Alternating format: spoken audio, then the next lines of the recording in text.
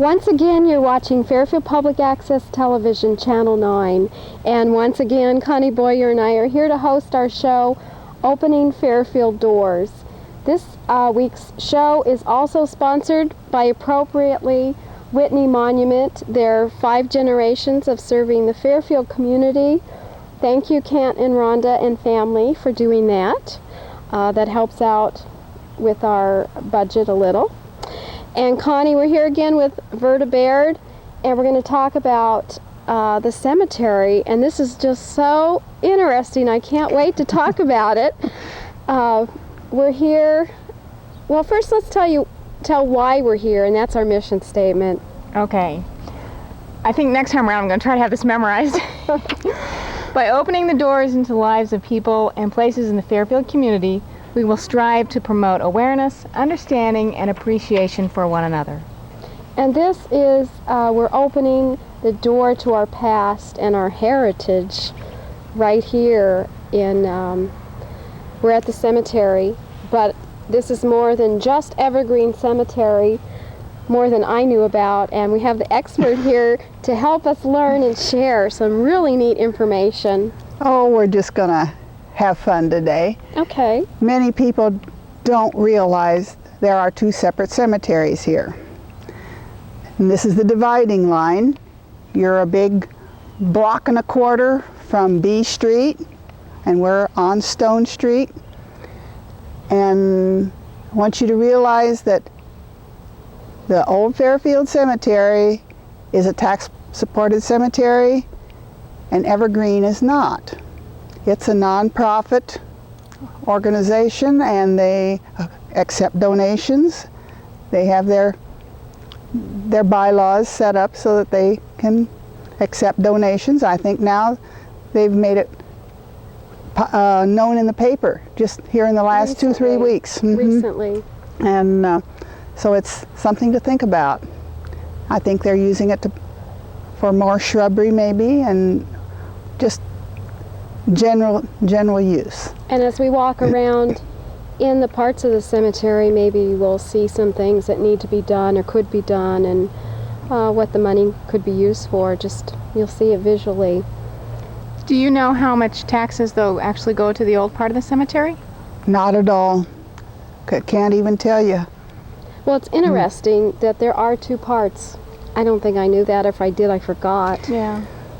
This doesn't go all the way back to the wooden fence, the old city cemetery.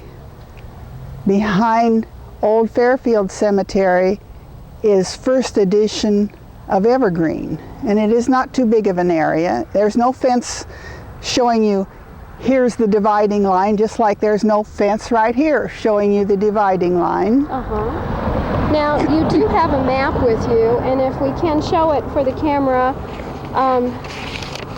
I think this was interesting. It's This is not the whole, it'd be 3 times this long if I had all of Evergreen on there. oh, I didn't even know that. So this shows this blank corner now. This is where the old city cemetery is. Behind that is the first edition of Evergreen.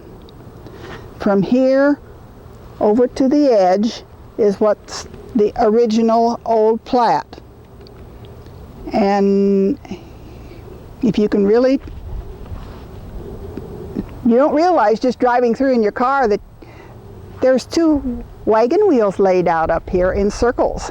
And Clement Jordan, who was the one that donated the first land for Evergreen Cemetery in 1870, he's buried in one of those circles. We'll visit the circles. It. Mm-hmm. It is. It's interesting. If they had some kind of architect lay this out, or someone locally if they did it. Scott Jordan told me once that this was laid out similar to a cemetery back in Maine where the Jordans came from. I think You've probably heard that. rings a bell. Mm-hmm. I remember hearing So this that. was Scott's, great-grandfather? I was going to say grandfather, or anyway, from his family. Mm-hmm. Okay. And now I brought just a map of this is just the old city cemetery. This whole cemetery was not plotted out in lots. And there's a part here just called the public burial ground, and it's very hard for me to find a stone if I want to take a picture for somebody out of state to actually find it in that area. Otherwise, these are all laid out in lot numbers, and it makes it lots easier. Did some of these not have stones ever, or Right. they're gone? There are a total of 2,273 individuals that we know of buried in Old City Cemetery, and there's at least 710 of them. In other words, practically a third of them don't have a stone or never had a stone. Infants. So when we look out here where there's not a stone, there are burials. I'm sure. Under there, there's just no stone. If they're not spread out as far as we think, they're in there. They're there. Okay. And there are a lot of stones in poor condition in this city cemetery. But there is a record of who's there somewhere. Not in that public area that has no lots. There could be burials there that we don't know who's there. The first lady buried there was Mr. David Bowman's mother, who died in 1839. She's in that public area someplace, and it's hard to say. There's no stone. 1839 was the first burial in that cemetery. Well, now, did they buy plots in that area, or were they? Oh, in the records it said that the lots were $3 a piece. Even in the public area, then? Probably not in the public area. All the ones that are numbered lots were $3 a piece. Free, wow. So whether the public area were the people that just really couldn't afford it, Evergreen has a public area to this day that people that couldn't afford to get buried are buried on county money, and it's called the public burial grounds. And maybe we'll get into that when we get into Evergreen Cemetery after a bit. Okay. There's been several trees taken down just surely within the last 6 months in this cemetery. Possibly they died, or they were just getting in poor condition, and rather than fall on stones, they've taken them down. It's interesting to note also that the first burials in Evergreen, you could buy a lot for $30, but that had 12 spaces. So it'd be about $2.50 a space. So I imagine prices have really jumped as along with everything else, and probably, I don't know, 20 times that or something. Probably. Yeah. Mm-hmm. I lost my thought. I was going to ask a question. Oh, I was going to ask you, you said many stones were in poor condition. Now, is there a way to refurbish them? Do family members down the line, I suppose they could replace a stone if they wanted to? Or what are the options there? Usually they like to, if it's cracked in two, they like to hire someone to reset the old stone, because it's just got that sentimental value to it. Right. That would. So, Okay. Well, we'll stop the camera and we'll move to a different place. So we've walked a little bit into the cemetery, and you can see the big spaces in between the stones, and I have so many questions. Connie and I just keep asking you. See if we can remember them all. Right over there is one that's turned over. It's just fallen, vandalized, fallen. I imagine it's fallen, because notice the base is tipped pretty bad. Maybe somebody helped it along. And also I noticed over here to Richard's left, there's a marker that's still being decorated. So that makes me think there are relatives here. Locally, or else they've come from afar and just... What is the newest stone here? Stone here. I think in the 25 years the Genealogy Society's been organized, I don't think there's been over 6 burials in that time period. Can someone still be buried here? Yes, they are. So there's still places available. Not many. Some of these lots are owned by a distant relative, and you can still use maybe an empty spot that's on that lots of times for ashes rather than the body. Which probably nowadays is a big percent of burials. Especially people that may die in California or Texas. There's a lot of cremations anymore. You notice that if you read the obituaries. Yes. Yes. Is this where you're going to tell us a story about the leg? That's over in Evergreen, but I guess I can tell it right now. I can't wait to hear that. I wish I could tell you for sure. I think it was in 1939. This man had his leg amputated, and his leg is buried in Evergreen Cemetery. And yet, when he actually died, then he's buried over near Wapello. Wapello County. He's buried over close to Ottumwa someplace. So we just got his leg. That's all that was on the cemetery records when I published Evergreen Cemetery, just He wanted the to leg. keep his foot in Jefferson County. When you say a leg, I wonder probably a good deal of his body, Big, not just big chunk of the whole leg. We're going to walk uphill a minute? That's totally Sure. unusual. Are there other unusual stories like that? Well, I guess I should tell you that there, many, many years ago, this lady that had no children, they let her bury her pet dog. Now there's one that's broke off. You can see. Right here. And it's really, really hard to read whose it is even. And Which we'll talk about as we go in the other part. She carries flour around in her car, and we'll find out why. so here's two unusual ones. What are these supposed to be laying down? I'm assuming that they've always laid down, because the cement underneath them is shaped accordingly. Like a casket. Or, Yeah, it is that. I wonder if these are children here. Do you Smaller. Are there wooden caskets buried here? Do you know? Who knows? Oh, I'm sure there are. Oh, okay. 1839, there has to be. Right. Now you were saying something about the animal, the pet. There was a pet buried here. Yes, there was. This is in Evergreen now, not here. Okay. But I assume that's not allowed. Oh, not now. Okay. Is there a pet cemetery in Jefferson County? How many cemeteries You're not allowed are? to bury your pet with you? Why not? No. I think there's a law against that. You guys out there? You need to get a picture of what we're standing beside here. This. The Slagle family. Go over there. This. I was going to ask about Fairfield historical People? and this would be one of them. Yeah, Christian Slagle was attorney. That's a famous name. You'll see it around town. I believe it's on a building or two. The Slagles. Possibly. And this has got the date written down here. What? It would be 1882, maybe. There's a lot of stuff here that I can't read.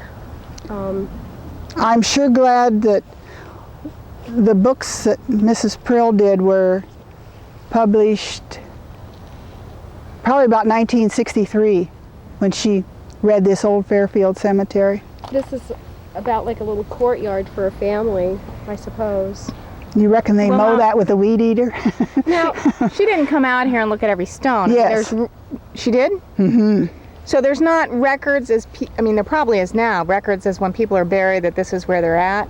Right. But Prior to that, there weren't any records to say John Doe was buried over here in this old part, or In that public area, there's no lot records, but the rest of these, the lots were written down. Lot number 142 was purchased by so and so for so much money, and it's all in the books at the Fairfield Library that Mrs. Prell did.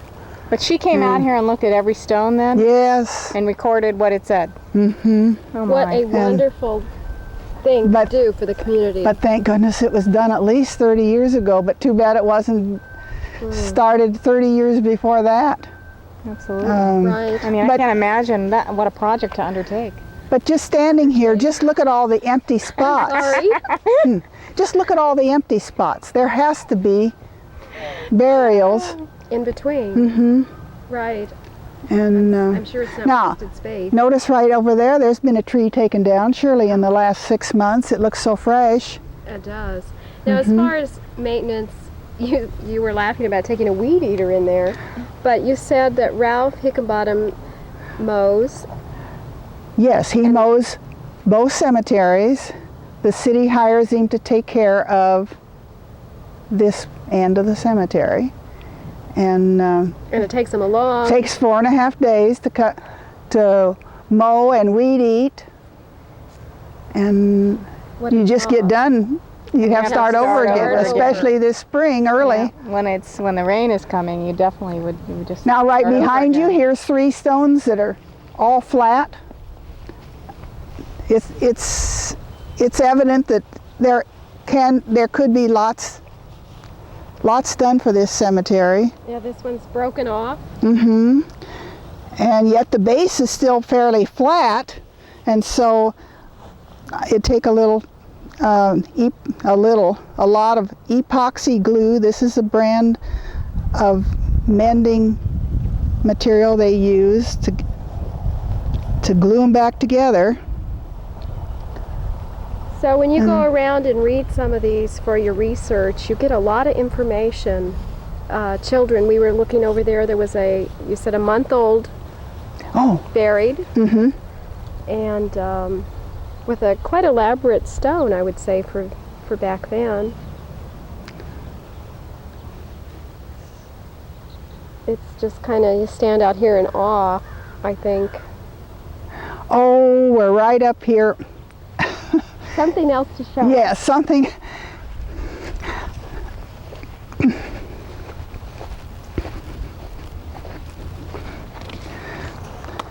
The bottom half of that stone is out in Patterson Cemetery, southeast of town. This is James Merrill. How this half ever got to Fairfield, wouldn't you like to hear it talk?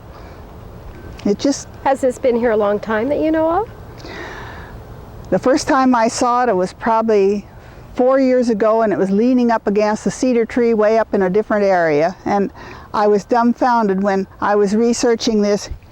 Huey, H-U-E-Y, Dr. Huey died here in 1864 or 5. And I come up here and there's that same piece of gravestone leaning on Dr. Huey's. And it belongs out in the country.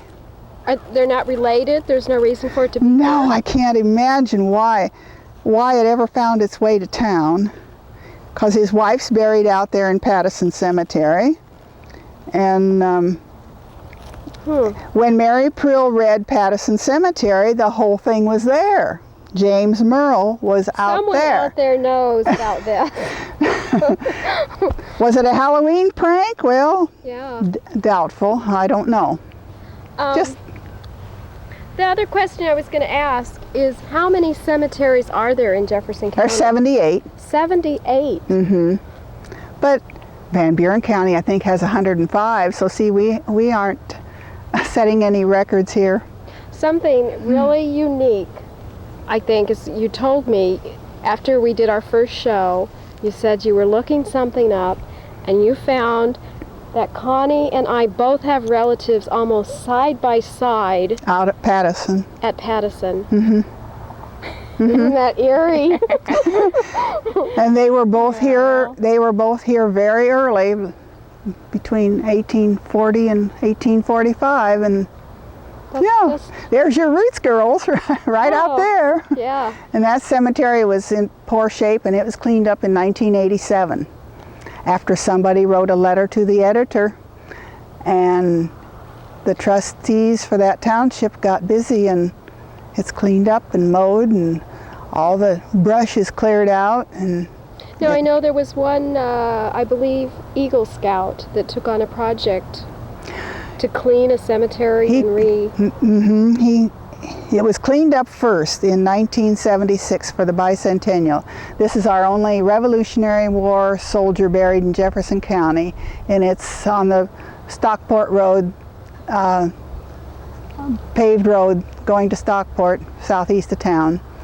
And it was cleaned up first in 1976, and 20 years later it's all overgrown again.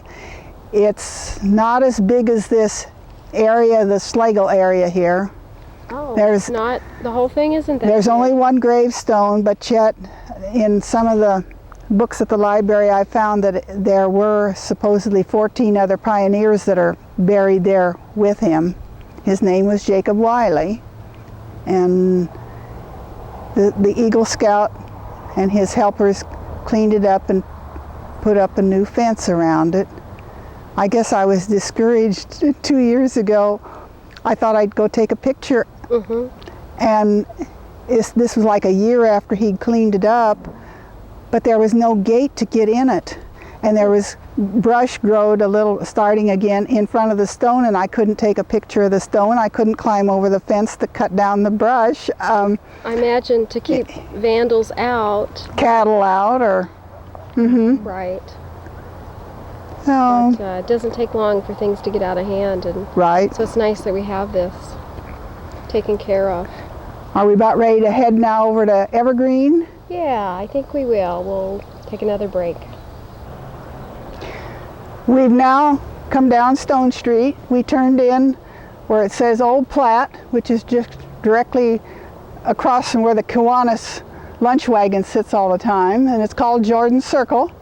And we just are barely inside, and we're looking at the tallest stone probably just about in the whole cemetery. This is Jacob Gantz.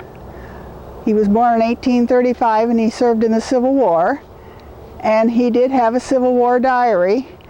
And here's I brought along the book that was published then, and this is in the Fairfield Library. I've got it checked out, but it'll only be checked out 2 or 3 days, so it'll be back if you want to do it yourself. It's called Such Are the Trials, and it is very interesting. It's one of probably 4 Civil War diaries that are in the Fairfield Library. Do we know who wrote this book? The diary was found by his great-granddaughter, Catherine Davis, and she had it published at Iowa State University here in Iowa. I met her when she was here. She had a book signing at Kramer's, and just a delightful young person, probably 40, 45 years old. And so he's buried here. And his wife. And his wife.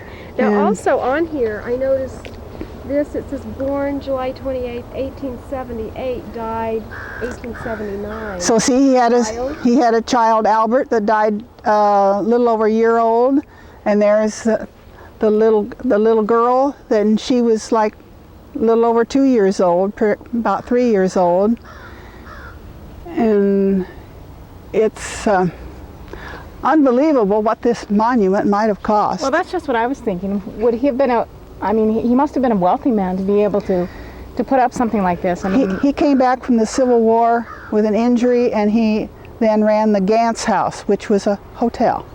I can't tell you where the Gantz house stood in town. Wish I could. Oh, there's more research all the time. So what a great book to read and get some Fairfield history of someone that's buried right here. I noticed something over there, just down the way is a little piece. Okay. There's 2 stones toppled over. One is a big one. Look at it. Yes, I Now, see it's that. had to have help, I'm sure. Yes. It's been vandalized. Here's one just right over here. Another one that's got the top part of it's laying on its side beside it. It just goes on and on. Do we know who the lights are? No, There's I don't. okay. Pretty big monument for them. it would be interesting to ask Kent what something like this would cost. I mean, these really large monuments. Like this one is beautiful. It is.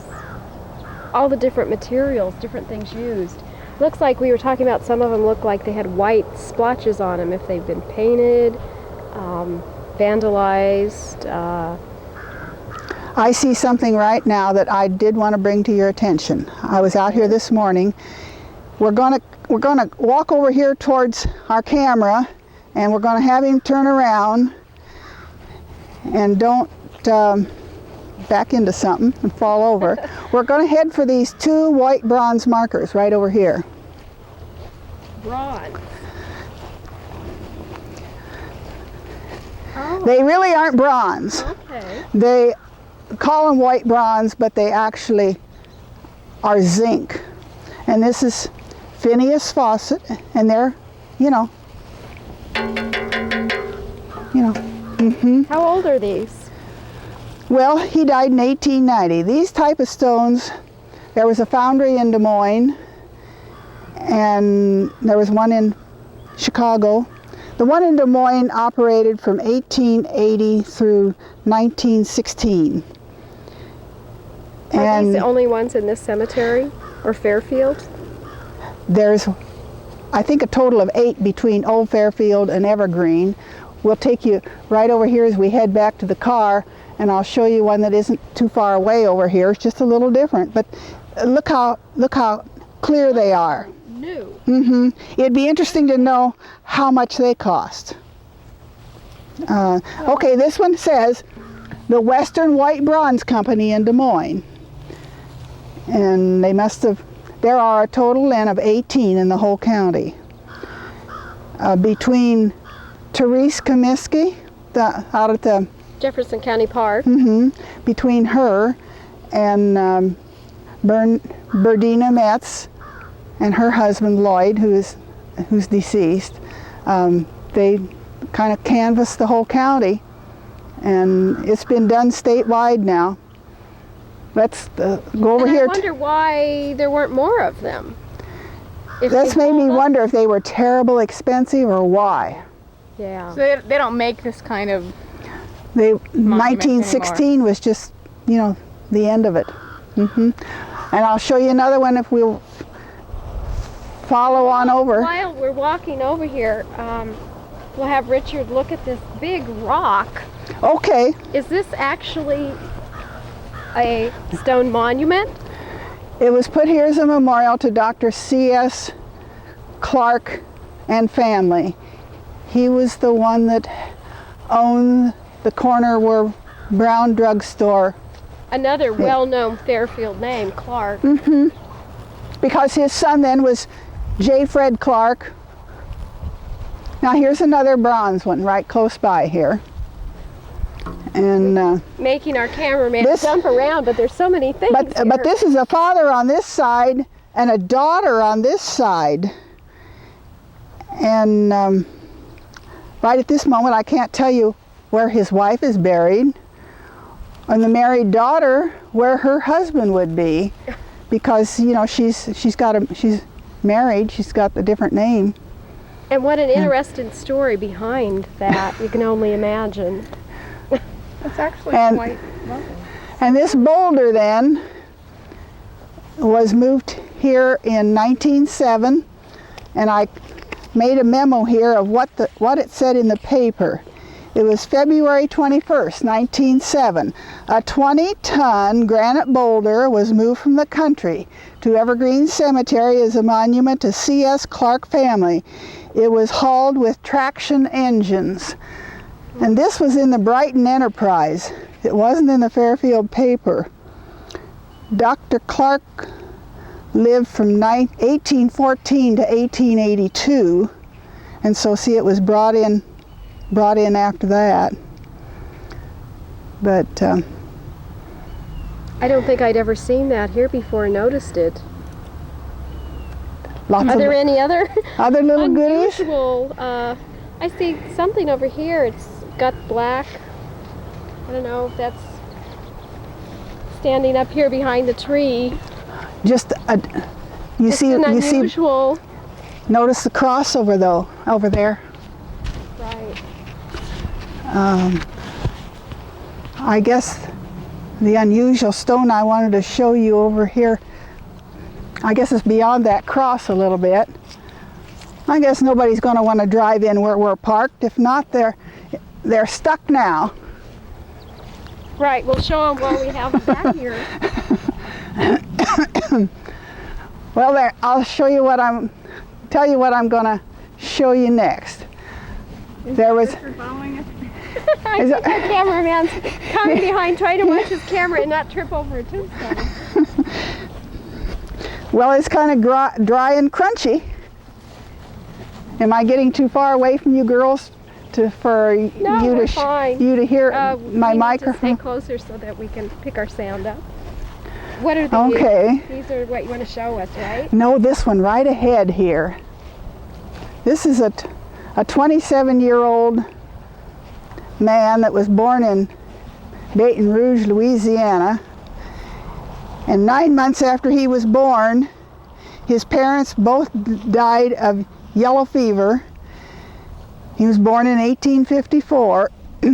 And what do you think? Maybe you could lift the lid, huh? It looks like it. Is that what we're seeing? Oh, well. I know in the South they bury above the ground. And I can't help but wonder if maybe he isn't too. But I read his obituary in the paper today. It was fascinating to the fact that his uncle then brought him to Fairfield, and at a young age then he became interested in the circus. And he worked for many circuses over the years until he was 27. And he got a bad cold when he was in Texas, and it just was too much.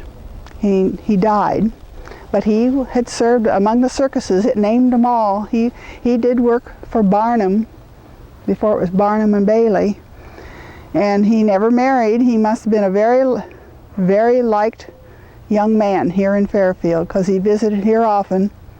Of course, his uncle and aunt lived here, but That was his first name, Leo Levier? Leo Levier. Mm-hmm.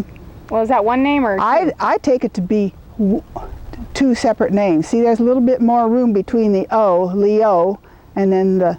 Okay. Okay, I guess I can see that. And, you know what? This separates. It does. This is a separate piece sitting on there. Susan, your curiosity is going to get the best of you. Wow. So you can see up under He must have been a short guy, though. Separates right here. This doesn't look very long, Susan. Well, that's the only problem I'm having. Why don't you lay down and... Well, I would fit in there. Okay. I wonder how tall he was. Maybe that's part of the reason. Maybe that's why He's he's in the circus. There's an angel. Oh, there's an angel behind us here. Was he a midget? Not that I know of. Okay. It didn't say so. Okay. Okay. Make fools of ourselves. Okay, see, I'm not that Maybe tall. he's folded up. We're stretching it here. You need to notice the top of some of these bigger stones. You see the draped, Oh, how pretty. and there's another one over there, and here's another one. It just Now, I do want to ask about these right over here. They're just unusual. They look like little bats. well, and see, here's another one, but this one has a little angel. And so, do you reckon they aren't buried that deep, and then they've got this on top of the casket? That's interesting. Mm-hmm. Because it's obviously, well, this one's a child, but they're obviously shorter too. So. And I'm sure some of these trees are as old as the cemetery. If you look off across there. Mm-hmm. Because we're looking now at what's called the Jordan Circle over in that area. I think that's what will take time outlined, maybe you can see with the hedge. We'll around the just circle. we'll just head that way next. Okay, that sounds good. Standing here looking straight west towards B Street along the backboard fence of the Evergreen Cemetery. Maybe, do you think that kitty cat would show up on his camera? The kitty cat way down there is just west of about row number 16 of the public burial grounds. So they're all unmarked there. Well, you notice there are. Where the cat is. Well, that's just hasn't been used yet where the cat's at. Okay. The ones that you see decorated down in there Right. are probably some that have been buried in the last number of years that a relative has put up a stone maybe some years after the burial. Mm-hmm. Otherwise, they would have been buried on county money. They couldn't afford a funeral. And that's called paupers, just referred to as... the pauper's ground or public ground. And this is just to the west of the Jordan Circle area that we're parked at and coming into. Something else I should mention while I'm right here, back across the driveway there is the baby land, the first baby land. There are, I think, 3 different baby lands in Evergreen, and that's the biggest one. And there are a lot of babies buried there without stones. But you notice, see, they're decorated year-round. Always flowers kind of in that area. So are these new ones? I guess I can't imagine people coming and decorating unless they're fairly close in... The newer ones are up in the other edition. So someone is just carrying on that tradition Yes. of in the family. That's amazing. There may be some there as late as the 50s and 60s. So my age and a little younger. So, you know, mothers could still be alive sure. Right. during, you know, Right. for that time period, could still be decorating their Right. children's graves. Now, the reason I'm carrying this is that she carries it around in her car. How about this one right over here? This. Now sometimes if you go to take a picture of that, you notice how that marble wants to shine back out at you? Yeah. Now our cameraman might want to come around so he can see the... So he can see what we're going to do. But it's for, you carry this flower around, and you also had one with dirt in it for working on So a light this stone. is a dark stone. And so we're ready to flower it. So This is my little old Fluffy. when you can't read them, Take a picture of it first where it really doesn't really bounce out like you'd like to have it bounce out. And then we're going to flower it. We start at the bottom and we just rub up. Wow. Now I'll take my Fluffy and fluff off the excess. You ready to take your picture now? You can see it lots plainer. so you just keep this in your car for... It rides around year round. and you use the dirt to work on the white ones. Yes. Did you come up with this trick yourself, or did somebody tell you this? Oh, it's just been something that's been passed down by genealogists. Probably heard at the 2nd or 3rd genealogy meeting I ever went to. Uh-huh. Well, it's your work. Yeah. Well, especially those dark marbles, they don't work too good with a camera.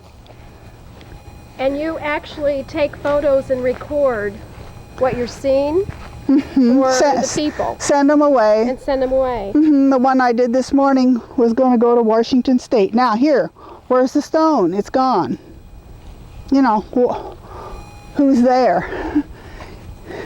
Here, let me take your flower. You want my flower, all right. And here's one that is pretty well, the pieces aren't all there if they try to glue it back together even. There's 2, you notice how the lawnmower scratches them? Oh yeah, now that you mention that. I had, And this would be one that you would use dirt on. yes, because Can you ever read this? well, the dirt sticks in the holes, see? Now, this has been a more expensive stone simply because, notice, John's name sticks out and the rest of this is indented. But to me, you can't even, it's like they've lost the letters, but you can find them. It'll pop out a little bit. Some of them are just about impossible, but it's Well, let's interesting. walk Shall over we? to the Jordan Circle. And we call it the Jordan Circle because it was laid out in a wheel fashion. Notice right there in the center is our pretty tree. The nice hedge all around it. And I think maybe we'll just walk right over first to Clement Jordan's stone, who donated the first land. And Now, these aren't all Jordans in here? they're all related to the Jordans. Okay. If they aren't named Jordan, a daughter Jordan has married into the family. But here's these. This was the first lot then, and this is Clement himself, and he was a retired sea captain and came here in 1851. Now, how does a sea captain get to Iowa? Up the Mississippi. He comes over the dry land. Well, he couldn't find his way back. This is the wife that died in 1865 that he didn't want put over in the Old Fairfield Cemetery, and this is the daughter, Frances Eaton, that died age 43. A year later, a year after his wife. And then this is a son whose wife, Maggie, I'm sure maybe she remarried, or because he was only 34. But see, these are just like pieces of a pie here. This is lot number 66 in the old plat. And of course, they were related to the Wells. And this is one circle. And the other circle's right there. And the other circle's up over here. And I guess there's another. Oh, look at, here's two of them now with those drapes across on the tops of them. They're just. I've heard Therese Kaminsky gave a real nice program on symbols. You know, the praying hands, or an open Bible. Now here's one. Now there's a cutie pie. Papa and Mama. Whose is it?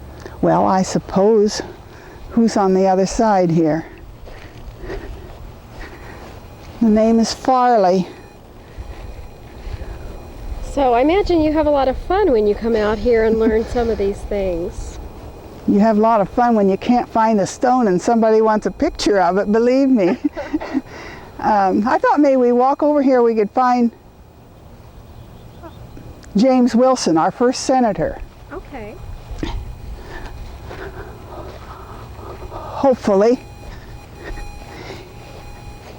He's the one that, now this is Rollin Wilson, maybe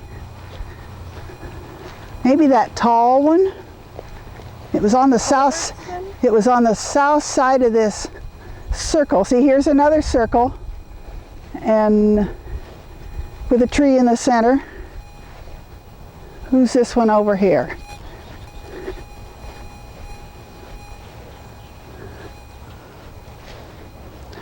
Aren't we going to find it? I think this is it.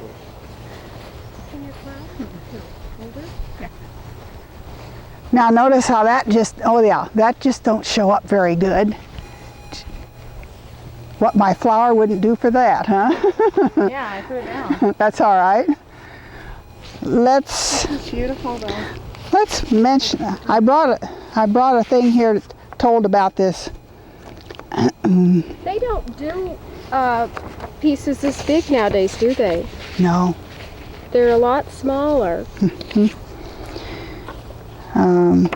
When Andrew Carnegie was just beginning his series of donations for the buildings of libraries, his friend Senator James F. Wilson persuaded him to give $30,000 to the Jefferson County Library Association to build the first Carnegie Library west of the Mississippi. A few days later, Carnegie's promise was announced publicly, and in January 1892, Senator Wilson himself gave land for the building. That's the one The that library. the one that Indian Hills has now. And he was the senator from Jefferson County. That is tall, isn't it? Now, if you go to Vermont, there's a place near the capital of Vermont where you can watch them mine granite out of there. In fact, I think Kent Whitney lived there for a while he started Probably in his business. at least 10 years ago. I think he was there. Yeah, or more. And we were there a couple years ago, and it's absolutely fascinating to watch these men work in this, I guess it's a mine, you call it. I don't know if it's called a mine, but just this huge place, and you look down in this huge pit, and the guys look this big, and it takes them, I don't even remember, days and weeks to cut out, a big slab of granite, and then they haul it up. It's incredible. If you ever get out to the east, it's very worth seeing them pull out these huge pieces of stone and to make these monuments. Our genealogy society had probably one of the most interesting meetings in Kent Whitney's shop. Oh, And we need to visit there. well, he had them in the different stages of being finished, and he just took a step by step by step, because he had one that he was, just drawing the designs for up in the. So many have beautiful things up in the corners now, and That's a big thing now with stones. I've seen actual portraits done. Yeah. And etchings of maybe what represents their life or their favorite part of their life, and even down to the little windmill maybe out in the country, on a country scene. Absolutely. so they have changed, but it's really interesting. I think it's really peaceful out here, and a lot to learn.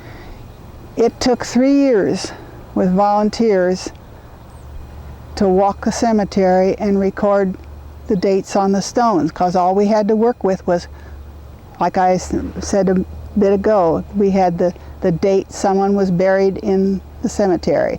Sometimes that date isn't like 3 or 4 days after their death. It may be as much as 6 months or a year later if their ashes are brought from California and possibly their spouse died, so they brought ashes back together. But there has to be lots of little secrets out here.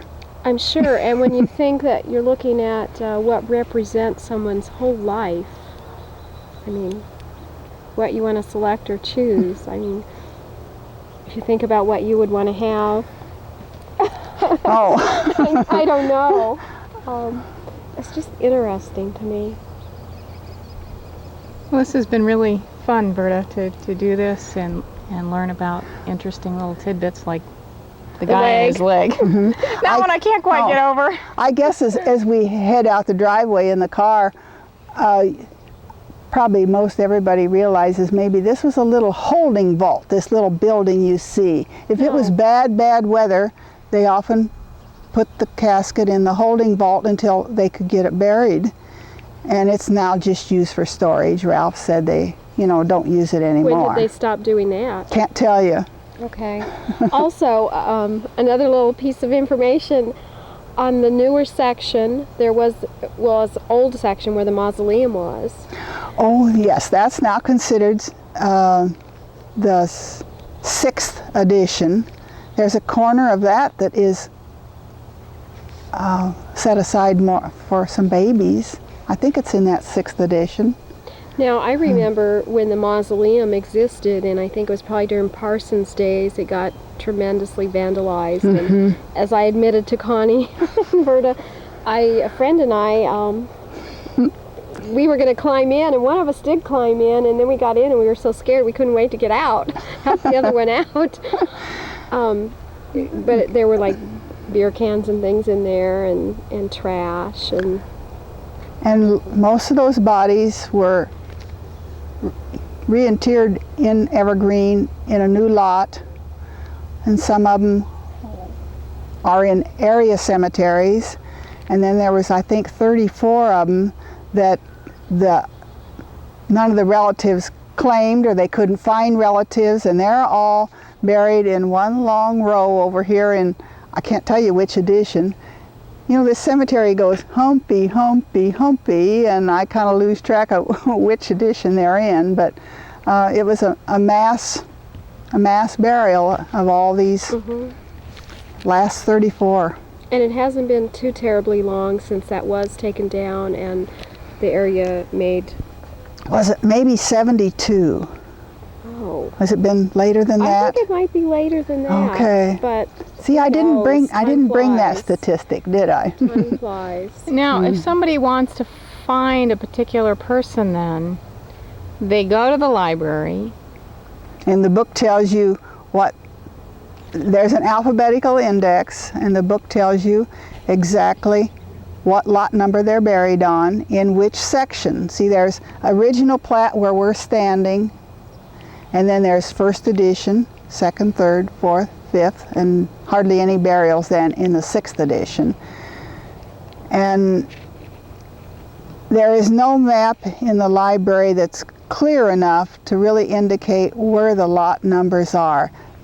The map I had to put in the book was shrunk from about 36 inches by 60 inches, and there was just no way those numbers would show up on that map. And so Now, is that the same for all the cemeteries in the county, though? No, there's very few plats. Abington Cemetery has a plat. I'm sure Packwood does. Lockridge does. But the small country cemeteries, no. It's a matter, if you find out they're buried, you just got to go and look until you find them. When Mrs. Prell copied them, a common practice is snaking back and forth, you know, down the aisles. And this is the way, you know, she copied them, and she numbered them then as she went. You know, first one was number 1 and so on. And it makes it easier for somebody like me, if I'm going to go out and take a picture of a gravestone, then to help find them, I can find who's laid 4, 3, 2 stones away, and if it's missing, then either get ready to dig and see if it's fallen over, which often happens. You have to dig sometimes. I know. I brought you a picture when I dug. did. I You dug for a stone for Joel Bates, never knowing I was going to meet Susan. That was in '87, so 12 years later we're talking about it. Yes. One other thing is, you mentioned the total number in this cemetery, both parts, was like 9,000. Just in Evergreen is 9,737 as of 1990. And 1,246 of them at that time had no grave marker. That's like 1 out of every 7 didn't have a, when we walked the cemetery then, we couldn't find a grave marker for that person. You could probably find an obituary maybe, but at that time they were burying about 100 per year, and I don't know what Ralph's statistics would be now, whether there's more than that or less than that, but that had kind of seemed like an average. So, Well, Verda, thank you very much. You lead a very interesting life. Finding all these things out, and thank you for opening this door to our past, and maybe a door to someone else's interest in reading the book that we had, or going out here researching. Just go to the library and realize, oh, there's more here than I ever thought I'd find. So. Oh, yes. And again, we'd like to thank Whitney, a Whitney Monument, for sponsoring this show today of Opening Doors in Fairfield. Thank you for having me. Thank you.